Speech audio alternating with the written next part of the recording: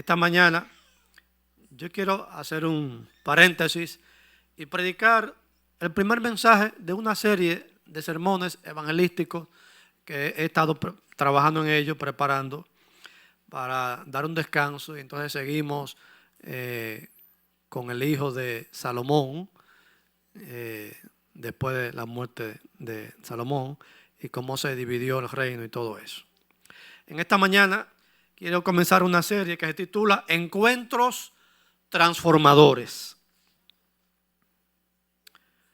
En los evangelios, esos primeros cuatro libros que hay en el Nuevo Testamento, Mateo, Marcos, Lucas, Juan, que narran más o menos la vida del Señor Jesucristo. Digo más o menos porque no es una biografía detallada desde el nacimiento hasta la muerte de toda la vida del Señor, con todas sus facetas, todos sus detalles, todo lo que Él hizo, sino lo más importante, su ministerio, lo que Él vino a hacer en esta tierra. Ahí encontramos en estos cuatro evangelios, como se llaman, encontramos algunos personajes que tuvieron un encuentro personal con Jesús. Y después de ese encuentro, esas personas no volvieron a ser las mismas. Fueron transformados. Entre esos podemos mencionar a un hombre llamado Nicodemo, que aparece 3 veces en el Evangelio de Juan. Ningún otro evangelista recoge la historia de Nicodemo. Solamente el apóstol Juan recoge la historia de Nicodemo. Y es interesante que cada vez que lo menciona dice, el hombre que visitó a Jesús de noche. Eso es lo que llama la atención. El hombre que visitó a Jesús de noche.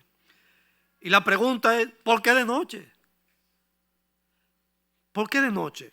Bueno, siendo un importante representante del judaísmo, porque Nicodemo era parte del liderazgo de los fariseos, vamos a decir, de los fariseos que estaban en el Sanedrín, era un hombre culto en la religión. Déjeme decirle, para llegar a ser un fariseo de la categoría de Nicodemo, que también era la categoría luego de Saulo de Tarso, y que hubiese llegado a ser uno de los principales líderes del Sanedrín, había que pasarse como 26 años estudiando Antiguo Testamento. Eran maestros del Antiguo Testamento. Conocían al dedillo las profecías mesiánicas. Conocían toda la religión judía, las costumbres, las fiestas, el sistema levítico.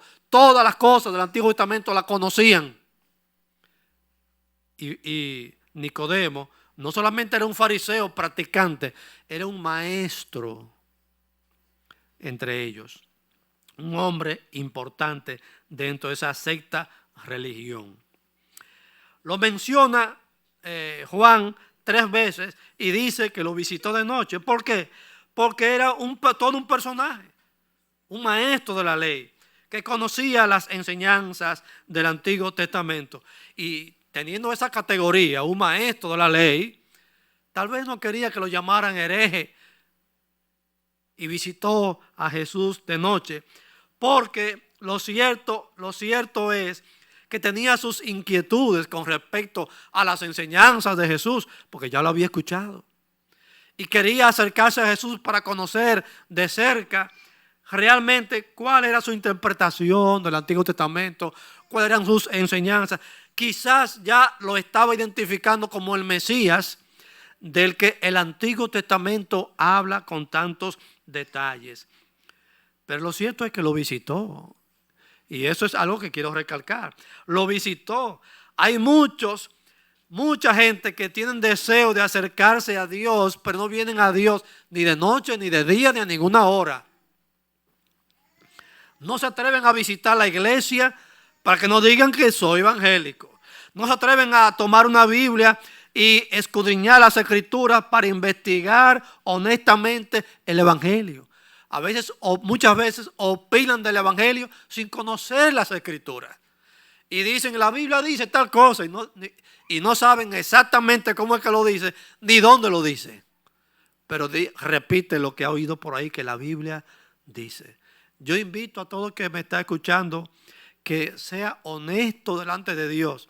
Si tiene inquietudes con respecto al Evangelio, busque en la Biblia qué enseña el Evangelio. Busque personalmente al Señor Jesucristo y aprenda de Dios la verdad.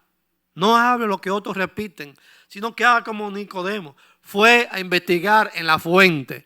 Fue donde el Señor Jesucristo a investigar qué es lo que tú enseñas, qué es lo que tú quieres que nosotros creamos y por qué tú enseñas como tú enseñas. En este mensaje quiero ver 4 cosas acerca de Timoteo. Número 1, era un fariseo, un religioso, un hombre importante dentro de su fe. Dice versículo 1, había un hombre de los fariseos que se llamaba Nicodemo, un principal entre los judíos. Otras Biblias dicen un gobernante, o sea, un hombre importante dentro de su religión. Debemos decir que los fariseos eran una secta, eran también como un partido político porque incidía en la vida política de los judíos, pero era una secta religiosa. Representaba lo mejor de la interpretación de las escrituras. Era mejor que los saduceos. Los fariseos fue un grupo con un celo religioso que surgió antes del cautiverio en Babilonia, o durante el tiempo del cautiverio babilónico. Esos 70 años que duraron los judíos de cautiverio en Babilonia. Y ustedes saben que el imperio babilónico después fue conquistado por los griegos y después por los romanos, y ellos estuvieron ahí. Y estos llamados fariseos, fueron llamados fariseos después, pero en aquel tiempo simplemente se llamaban los Hasidim, que eran como los separados, en el sentido de consagración. Somos las personas, decían ellos, que queremos lo mejor de nuestra religión. Y criticaban entonces a los que en el cautiverio babilónico se habían acostumbrado a la cultura babilónica y después entonces a la griega y a la romana, luego más adelante. Y ellos surgieron como un partido, como una secta religiosa que exigía que no se acostumbraran al medio cultural en que estamos viviendo, sino que conservemos la flor innata de nuestra religión, la ley de Moisés, las enseñanzas del Antiguo Testamento. O sea que era en buen sentido. Esos fariseos también promovieron la independencia, políticamente hablando, de los babilonios, luego fue los griegos y todo eso.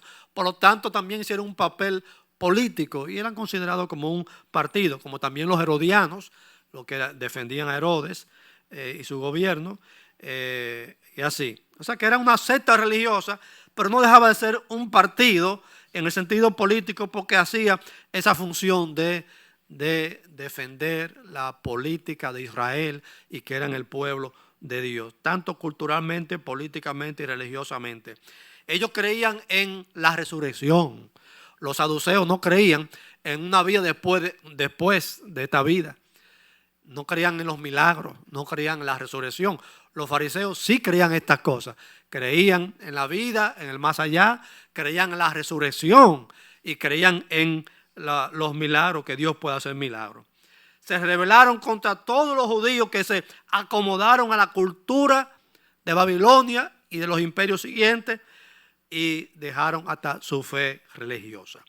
En los días de la vida de Cristo, los fariseos eran, dentro de todo lo que había, de las religiones que había, se puede decir que era lo mejor, aunque tenían también sus defectos teológicos y sus defectos en la práctica de la teología, pero era lo que mejor representaba la interpretación del Antiguo Testamento y la ley de Moisés. Y sabemos por la Biblia que interpretaban las Escrituras literalmente como la interpretamos nosotros. El problema es que por defender la literalidad de las Escrituras, ellos cometieron ciertos excesos o pecados. Por ejemplo, los fariseos le exigían a la gente que tenía que entregar sus diezmos y ofrendas, aunque en tu casa no haya para comer hoy.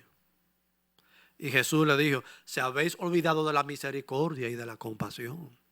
Es verdad que Moisés enseñó que hay que ofrendar y que hay que diezmar, pero si tu papá no tiene la medicina para tomarse ese día, no deja a tu mamá y tu papá sin comprar la medicina, porque tiene que ofrendar. Es verdad que hay que ofrendarle a Dios, no estamos en contra de eso, pero la compasión y la misericordia te dice que no deja a tu papá y tu mamá o a tus hijos sin comida en un día específico, etcétera, etcétera.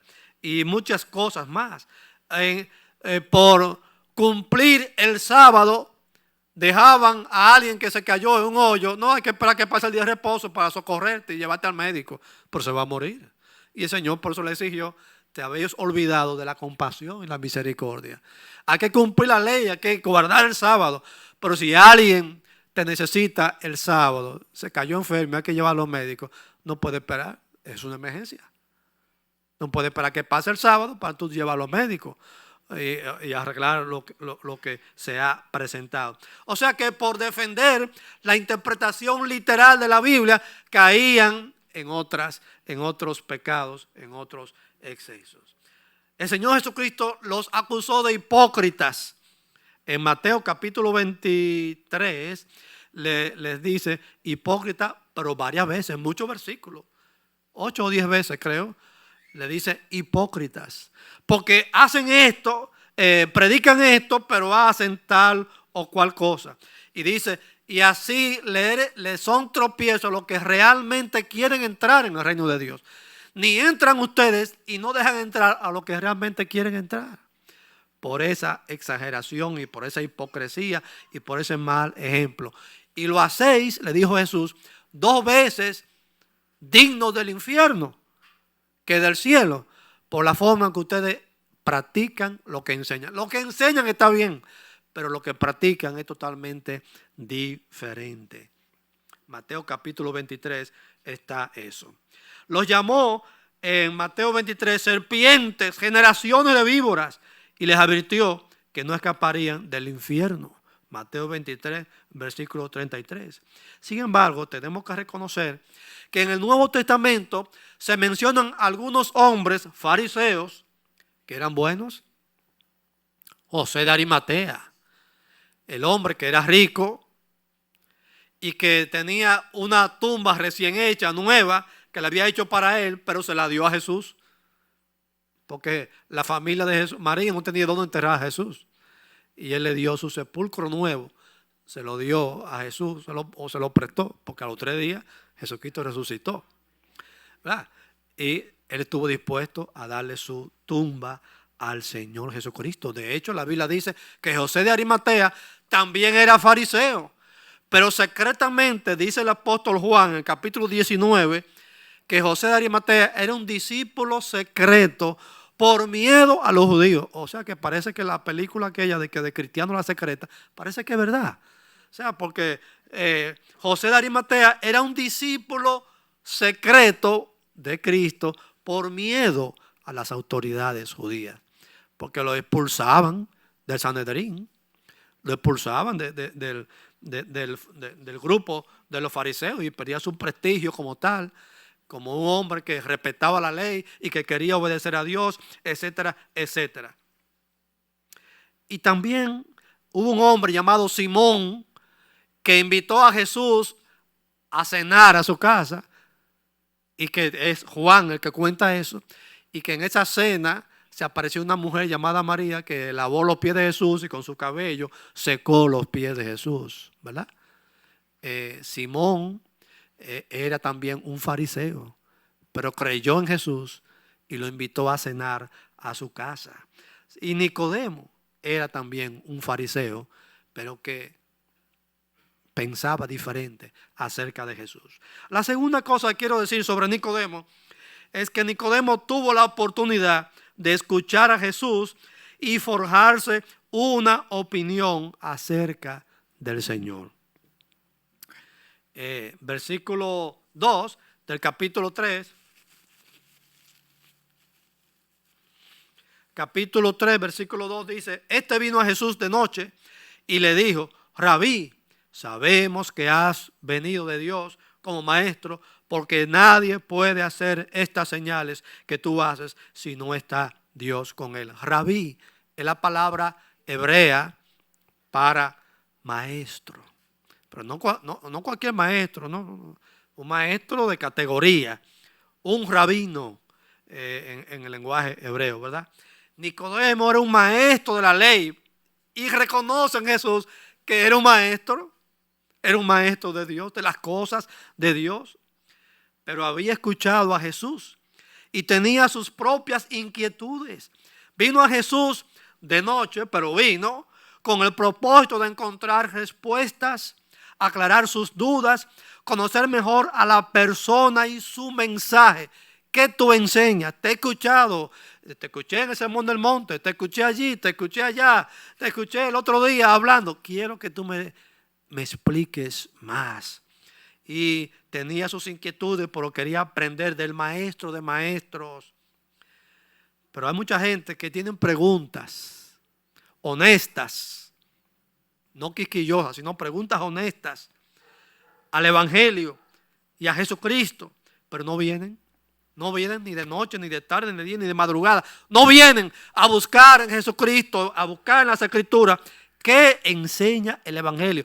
¿Por qué yo necesito el Evangelio? ¿Y por qué yo necesito a Jesucristo?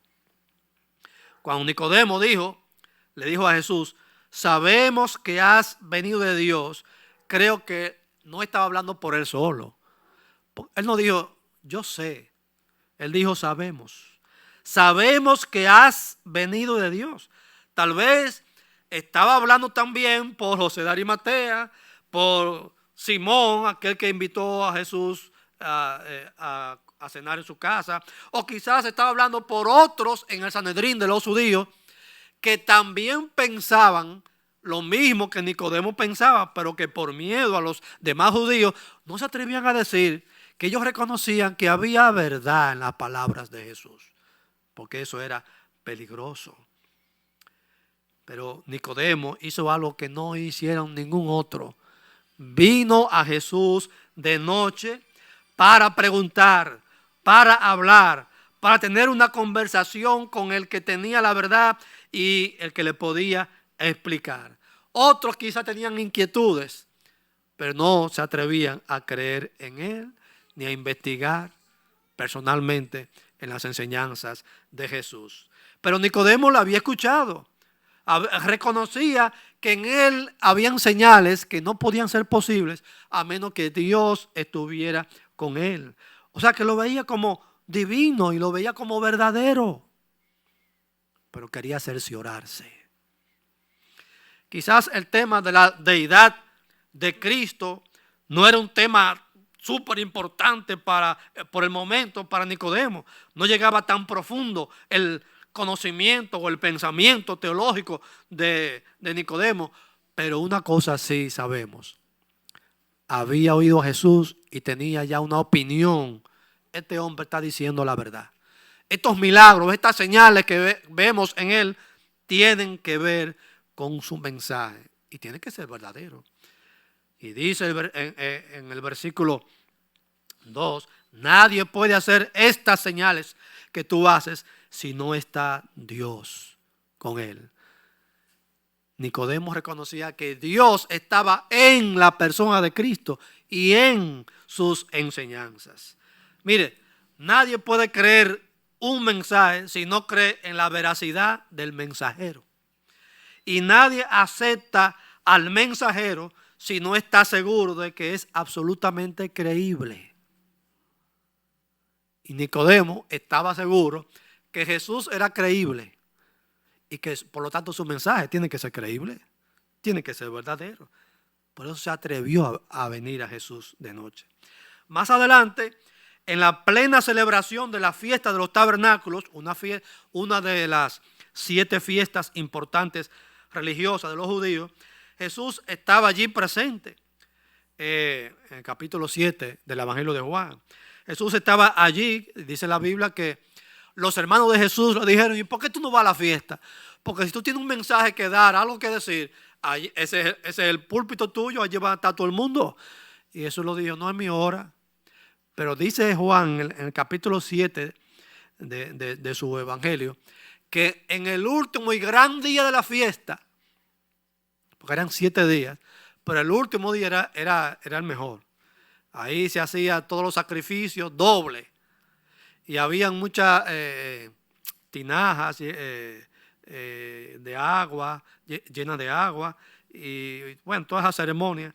Y se hacían tiendas de campaña, por eso se llama tabernáculos, para recordar que en tabernáculos o en tiendas de campaña por 40 años anduvieron en el desierto, pero ahora estaban en la tierra prometida porque Dios le dio la promesa. Bueno, en ese gran y último día de la fiesta, Jesús sí se apareció en la fiesta de los tabernáculos. Y allí, en esa fiesta, Jesús habló y dijo que su mensaje no era suyo, sino del Padre. O sea, que ya estaba diciendo que Él era el Hijo de Dios, el Mesías. En ese mensaje dijo que el Padre fue que lo envió a Él. Y se presentó como el único que es capaz de saciar la sed espiritual que posee cada ser humano. Y dijo algo más. En Juan capítulo 7, verso 38, dijo: el que cree en mí, como dice la Escritura, de su interior correrán ríos de agua viva. Oiga, en la fiesta del tabernáculo, el último día, llenaban todas las tinajas, todos los envases de agua para simbolizar que en el desierto no tuvieron agua, pero Dios le proveyó agua. Y en ese contexto que había mucha agua, eso le dice que él era, que el que creyera en él iba a tener ríos de agua viva de su interior. Y dice Juan en el versículo 39, que interpreta esta palabra, dice que Jesús estaba profetizando del Espíritu Santo que vendría a todos los que creyeran en Él, en su interior. Ríos de agua viva, hablando del Espíritu Santo. Pero un grupo de alguaciles y de fariseos, y allí estaba Nicodemo, que lo habían enviado para agarrar preso a Jesús y llevarlo allá al Sanedrín, oyeron todas estas palabras, ese sermón que dio Jesús en esa fiesta de los tabernáculos. Y dice el versículo 46, Juan 7:46, los alguaciles respondieron cuando regresaron y le preguntaron: ¿y por qué no trajeron? Le dijeron: jamás hombre alguno ha hablado como este hombre. Lo mandaron para que agarraran preso a Jesús y ellos volvieron vacíos.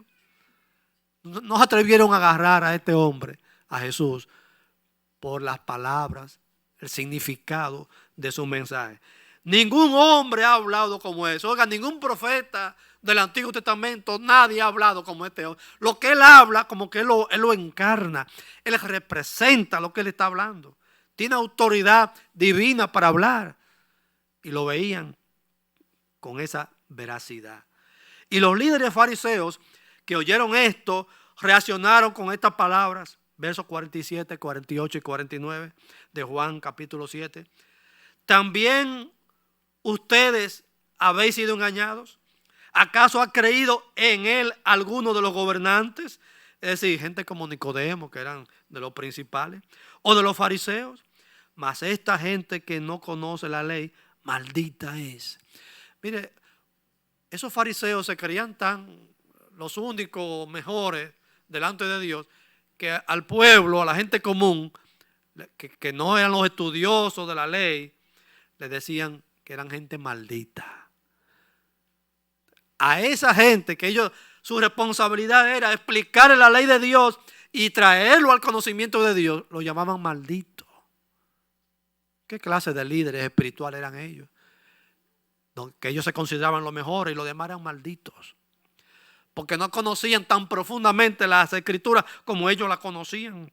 Bueno, si el pueblo no conoce las escrituras como tú las conoces, pues explícasela, predícasela, enséñasela, pero no lo llames malditos. Porque para eso te puso Dios a ti, para que explique a los que no conocen la Biblia, le explique lo que la Biblia enseña acerca de Dios. Resulta que Nicodemo estaba ahí como buen judío y buen fariseo, tenía que estar en la fiesta, por supuesto.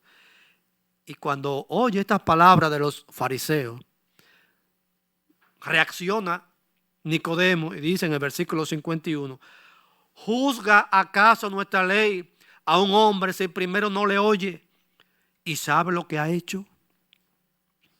En otras palabras, Nicodemo está defendiendo que Jesús tiene derecho a ser escuchado y tiene derecho a que se conozca su doctrina. Antes de juzgarlo, óiganlo, porque ya yo lo oí en capítulo 3 de Juan. Yo fui de noche y yo lo digo como si lo estuviera diciendo, por supuesto fue en secreto que él fue. Pero como si lo estuviera diciendo, yo fui y hablé con él y me explicó. Yo sé de qué él habla, yo sé de qué él predica, de qué él enseña. ¿Juzga acaso nuestra ley a un hombre si primero no le oye y sabe lo que ha hecho? Oiga, no importa cuán corrupto sea el sistema de la justicia, el acusado siempre tiene derecho a defenderse y los jueces tienen que oírlo. No, yo me robé eso, usted sabe, pero que yo tenía hambre. Bueno, hay que escucharlo, a ver cómo él se defiende, qué él dice. Aunque después lo condenen por lo que él hizo, pero lo escuchan, cuál es la explicación que tú das de lo que hiciste, de la acusación que se te hace. Y eso es lo que está diciendo Nicodemo. Jesús tiene derecho a que lo escuchen. ¿Ustedes lo han escuchado? Porque yo sí.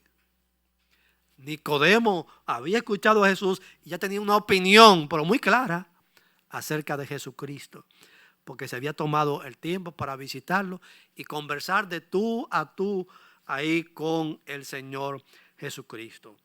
El mensaje del Evangelio simplemente trata de Cristo, de su muerte en la cruz por nuestros pecados y de su poder para salvar a los pecadores. Pero hay mucha gente que no sabe eso. No sabe eso porque nadie se lo ha dicho y porque ellos no han leído las Escrituras. La tercera cosa que quiero que veamos acerca de Nicodemo es que Nicodemo, con todo y todo, no sabía cómo ser salvo. Pero Jesús se lo explicó. Jesús se lo explicó. La necesidad más urgente del ser humano es saber cómo ser salvo y llegar al cielo. Eso es lo más importante.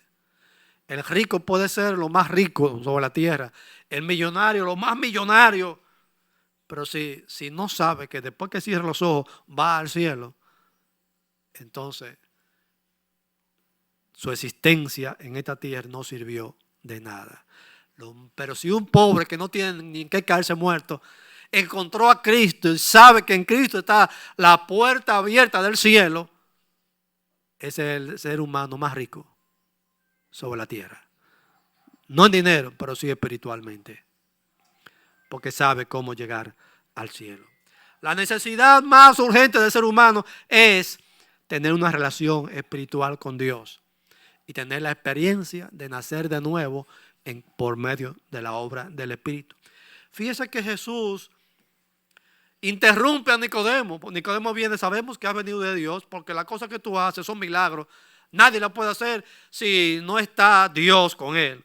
Jesús no le dijo, mira qué interesante, tú te has dado cuenta, muchacho, qué bien. No, Jesús no entró en esos detalles. ¿Qué le dijo? Así de golpe. De cierto os digo, el que no nace de nuevo, no entrará en el reino de los cielos. Así a quemarropa. ¿Por qué? Porque eso es lo más importante. Eso es lo más importante después de todo. Dice Juan 3:3 que Jesús le dijo.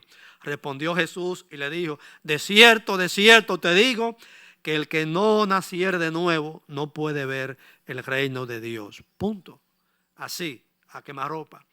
Y otra vez en el versículo 5 se lo repite y le dice que el que no nace de nuevo ahora no puede entrar. En el 3 dice no puede ver. En el 5 dice no puede entrar. Lo cual es sinónimo en cuanto a la interpretación. Ahora la pregunta es, ¿qué es nacer de nuevo? ¿Qué es nacer de nuevo? ¿Y cómo se consigue eso? Hay algunos que se han atrevido a decir, el nuevo nacimiento significa comenzar desde cero. No, no es eso. No es de eso que está hablando. ¿Qué es el nuevo nacimiento y cómo se consigue? Quiero decir algunas cosas. Número 1, el nuevo nacimiento es la obra divina en la que Dios imparte la vida espiritual a pecadores que por condición natural están muertos espiritualmente. Y valga la repetición de la palabra espiritual. Al dejarse vencer por el pecado, el hombre se encuentra en un estado permanente y natural de muerte espiritual en el que carece de comunión con Dios. Ese estado de la falta de vida espiritual, de comunión con Dios, la Biblia le llama estar muerto espiritualmente, aunque el esqueleto esté caminando, pero espiritualmente está más muerto que cualquier muerto físicamente. Ese estado comenzó en el Edén, cuando Adán desobedeció a Dios. Su fracaso fue el fracaso de toda la raza humana porque Adán actuó como el representante federal de toda la humanidad, así como Eva también. Adán y Eva actuaron en representación de todos sus futuros descendientes. El pecado se apoderó del hombre y también la muerte, la espiritual y la física, pasaron a ser la herencia universal. Cada ser humano que ha nacido en este mundo después de Adán y Eva, nacen muertos espiritualmente y mueren físicamente. Hablando de esto, dice Pablo en Romanos capítulo 5, verso 12, por tanto, como el pecado entró en el mundo por un hombre, y por el pecado la muerte, así la muerte pasó a todos los hombres, por cuanto todos pecaron. ¿Y cuándo pecaron todos? Cuando pecó el representante, Adán y Eva, como representantes, pecaron en el Edén. A nombre suyo, a nombre mío también.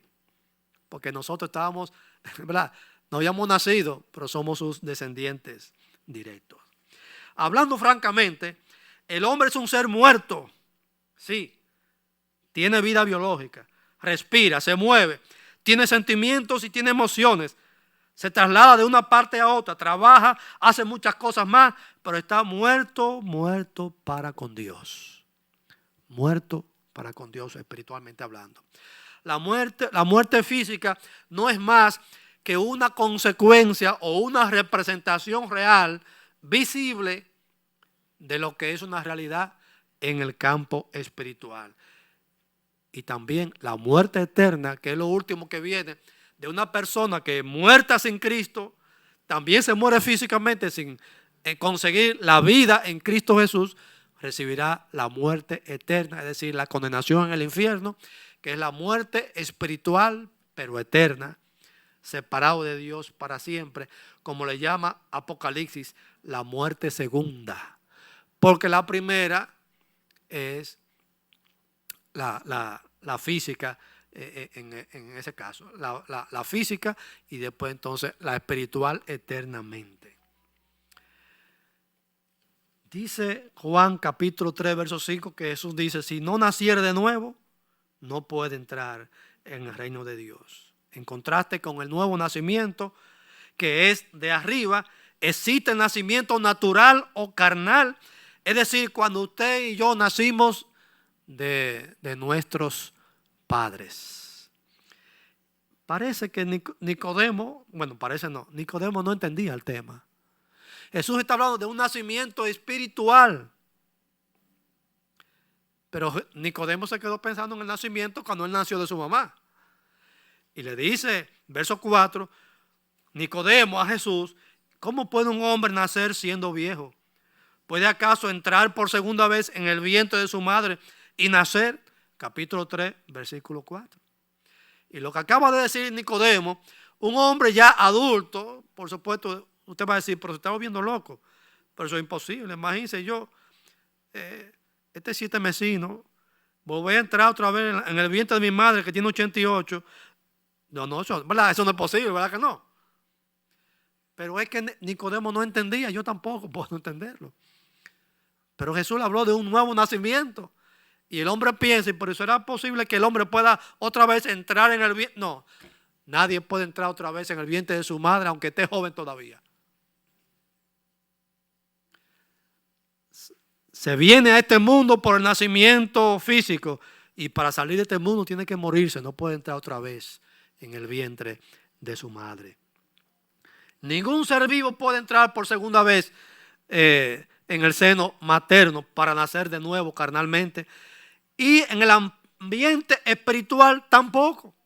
El método de la concepción espiritual es completamente distinto a lo carnal.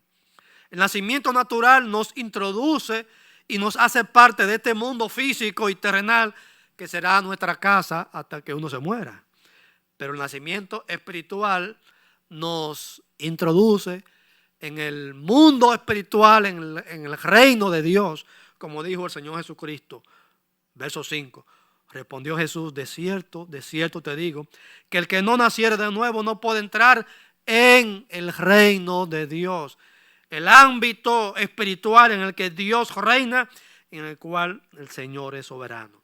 El reino de Dios es ese ámbito espiritual en el que Dios reina y hace su voluntad.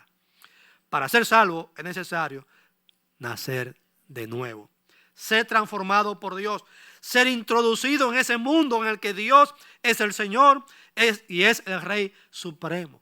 Y el apóstol Pablo, hablando sobre eso en Colosenses capítulo 1, verso 13, dice que cuando venimos a Cristo y creemos en Él, dice, Dios nos ha librado de las tinieblas y nos ha trasladado al reino de su amado Hijo. Es decir, que es un cambio de reino, del reino de las tinieblas, del reino del pecado, del reino de la muerte, al reino de su amado Hijo, que es el reino de Dios. Ahora la segunda pregunta es: ¿cómo y cuándo ocurre el nuevo nacimiento? Bueno, Jesús dijo: nadie sabe de dónde viene el viento ni hacia dónde va. No lo podemos entender, comprender, aunque ahora hay muchos estudios técnicos, ¿verdad?, que estudia la dirección del viento. Puede que no entendamos completamente la obra de Dios en el interior del corazón del hombre, como el himno que cantamos al principio del culto. No sé cómo Dios obra fe en el corazón, pero la obra fe en el corazón, y uno llega a sentir que uno está listo para entregarse a Cristo. Y perdonen, pero eso me emociona, porque me hace recordar cuando yo tenía 8 años que decidí recibir a Cristo y poner mi fe en Él. Si usted me pregunta cómo ocurrió eso, ni yo sé, pero sé que hubo ese domingo en el mes de julio que yo decidí que yo tenía que entregar mi vida a Cristo y creer en Él. Y cómo Dios obra eso en el corazón y crea la fe que mueve al pecador a confiar en Cristo para entrar al cielo. Yo no se lo sé explicar teológicamente, pero sé que el Señor lo hace en las vidas de las personas, porque lo hizo en mí. Y no importa que uno sea un niño. Yo creía en el Señor a los 8 años, pero conozco niños de 5 y de 6, hasta de 4, que tienen la conciencia de que saben que han creído en el Señor Jesucristo. No me diga cómo que un niño de 4 años puede hacer eso, yo no lo entiendo. Pero el Espíritu Santo obra en la conciencia, en la mente y el alma de un niño y también de un viejo adulto. Y cuando hace la obra, la persona siente que está dispuesto a confiar en el Señor. Y lo hace. Jesús le explicó a Nicodemo, sabemos por lo menos lo siguiente que Jesús le explicó a Nicodemo. Y sería lo número 2 dentro de las explicaciones: el papel de la palabra de Dios en el nuevo nacimiento. Respondió Jesús: de cierto te digo, el que no naciere de agua y del Espíritu no puede entrar en el reino de Dios. Jesús habló del agua y habló del Espíritu. ¿Qué simboliza el agua ahí? Que hay que bautizarse. Que el bautismo, cuando una persona se bautiza, el agua tiene la capacidad, el poder, la cualidad de transformar al individuo. No es de bautismo que está hablando Jesús. Pero hay gente que piensa que sí. Hay iglesias evangélicas que piensan que sí. Pero no es de eso que está hablando el Señor Jesucristo. El agua aquí debe interpretarse como simbolizando la palabra de Dios. Porque eso es lo que dice el apóstol Pedro en 1 de Pedro 1, 22, 23. Simboliza la Biblia como el agua y le dice que es la palabra de Dios. Habiendo purificado vuestras almas por la obediencia a la verdad, siendo renacidos, o el nuevo nacimiento, por la palabra de Dios. La palabra de Dios. La palabra de Dios tiene el poder para penetrar en el corazón de una persona y producir la fe genuina que necesita para creer en el Salvador Jesucristo. Eso lo hace el Espíritu Santo, pero como dice el himno que cantamos, no sé cómo es que lo hace el Espíritu Santo, pero lo hace. Lo hace. Spurgeon, el famoso predicador del siglo XIX, pastor y evangelista tremendo, hasta el día de hoy famoso.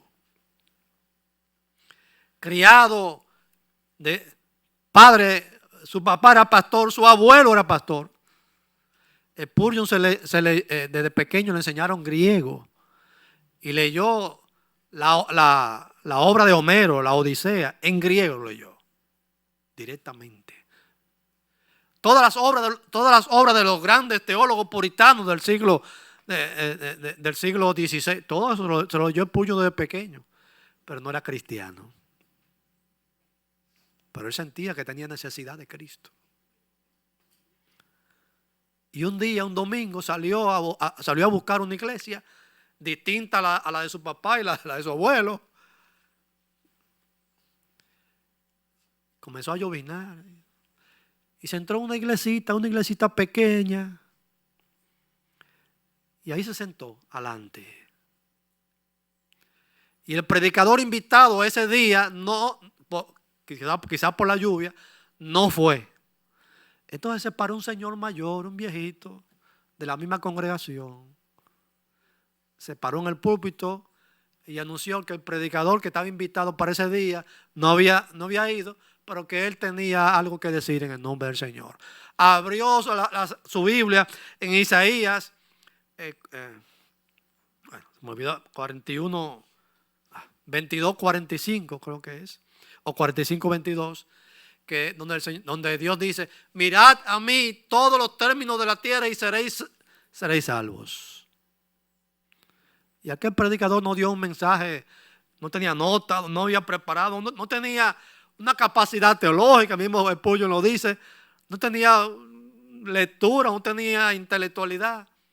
Pero Spurgeon, un muchacho de unos 18 años, 15, 16 años, estaba sentado ahí adelante, y el predicador, aquel viejo, lo mira y le dice: joven, ¿ya usted miró a Cristo? Y dice Spurgeon: yo no podía mirar para ni la derecha ni la izquierda porque era mí. El predicador lo miró a él: joven, ¿ya usted miró a Cristo? Dice, evidentemente era a mí que me estaba hablando. Y Spurgeon, con ese mensaje sencillo, se entregó a Cristo y llegó a ser el príncipe de los predicadores. Hasta el día de hoy se le llama así, el príncipe de los predicadores. Con un mensaje sencillo, nada teológico, nada profundo. El mensaje del evangelio aplicado. Eso lo obra el Señor. Bueno, el tiempo se me ha ido y evidentemente estoy emocionado. No podría decir todo lo que tengo acá escrito para compartir con ustedes. Solo quiero entonces compartir lo que tengo aquí con el punto final, número 4. ¿Qué pasó con Nicodemo? ¿Creyó Nicodemo el mensaje de Jesús y en consecuencia experimentó el nuevo nacimiento? Si usted lee el capítulo 3 del Evangelio de Juan, Jesús habla con Nicodemo hasta el versículo 21. Y cuando termina el versículo 21, en el 22, el escritor Juan se lleva a Jesús para otro sitio. Mire, vamos a buscarlo. Juan capítulo 3, versículo 21. Juan 3, verso 21.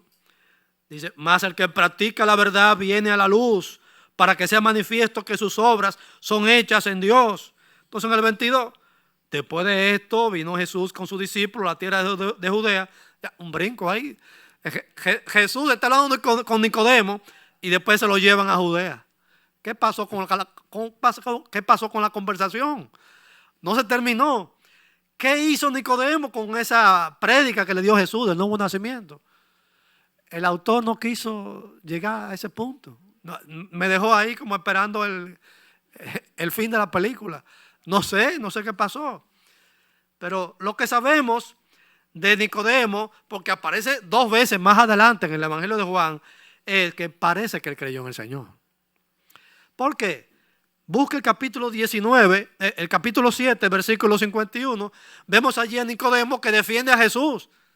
Cuando le reclaman a los alguaciles, ¿por qué no lo trajeron preso? ¿Acaso ha creído los gobernantes, los judíos y los fariseos? Y él les responde, ¿acaso juzga nuestra ley a un hombre si primero no le oye y sabe lo que ha hecho? O sea, defendió a Jesús ahí. Y después en el capítulo 19, ya Jesús murió en la cruz del Calvario. Y dice el evangelista Juan que José de Arimatea, aquel discípulo secreto, había creído en el Señor, pero estaba secreto, no lo decía por miedo a los judíos, puso su tumba a la disposición de Jesús. Y dice entonces el evangelista Juan que Nicodemo, aquel que visitó a Jesús de noche, vuelve y lo repite tres veces, se juntó con José de Arimatea y trajo aloes, trajo un compuesto de mirra y de aloes para ungir el cuerpo de Jesús. Lo envolvieron en sábana y lo llevaron a la tumba. De esa manera, públicamente Nicodemo se identificó con ese que murió en la cruz, con el Señor Jesucristo. Si era secreto, ya ahí dejó de ser secreto, porque se identificó con el que murió en la cruz por nuestros pecados. Concluyo, usted también necesita ese nuevo nacimiento que Nicodemo recibió, porque creemos que sí, que lo recibió. Ese nuevo nacimiento del que Jesús le dijo que nadie puede entrar en el reino de Dios si no lo ha experimentado. Hay un predicador muy conocido por Vila y por un servidor llamado Mariano González, misionero dominicano en Chicago. Ahora está en un asilo de ancianos. Ya tiene la misma edad de mi mamá. Pero tuvo muchos años de ministerio en Chicago con un programa radial que se transmite todavía a muchos países del mundo. Y lo he escuchado a él, esta frase, si es de él no lo sé, si es que él aprendió de otro, no lo sé. Pero él decía esto, el que nace una vez, morirá 2 veces. Y el que nace 2 veces, morirá una sola vez. Bueno, si usted me ha escuchado este sermón, estoy seguro que usted ha nacido una vez de su mamá y su papá, porque está aquí escuchándome. La pregunta es, ¿y usted ha nacido la segunda vez? En Cristo, que es el segundo nacimiento que necesita todo ser humano. Ese nacimiento que viene de arriba, que viene del Espíritu Santo, que viene de Dios. Ponga su fe en el Señor Jesucristo y nacerá de nuevo por medio del Espíritu. Señor, te damos gracias por tu palabra. Gracias porque hemos nacido de nuevo por la obra del Señor Jesucristo, por la obra del Espíritu, al creer en el Señor Jesucristo. Sabemos que aquí hay personas que no han nacido de nuevo.